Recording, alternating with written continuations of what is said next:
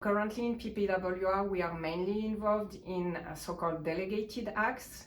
Those are pieces of legislation which really define the implementation measures, so for example standards or guidance that will apply. In particular, we are involved in the work going on at the level of the European Standardization Committee in terms of recyclability and also in terms of the labeling with the Joint Research Center of the European Commission.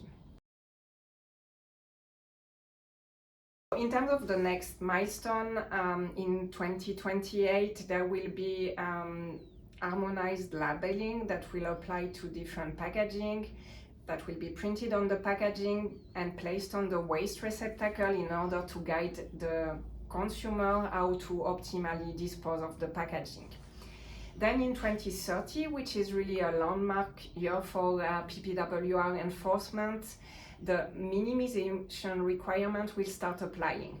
That means that any packaging will need to use as little amount of weight, volume, thickness in order to fulfill its requirements in terms of functionality. And then also in 2030, the restriction will start to applying, so specific single-use packaging such as plastic multi-pack will have to be restricted, or some selected fruits and vegetables will need to avoid plastic packaging, as well as in terms of the packaging used in the food service and hospitality sector.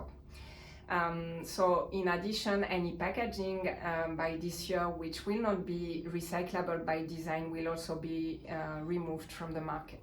So really the idea is to reduce the amount of packaging and of packaging waste which is generated, and by doing that to use less resources and have less environmental impact for the planet.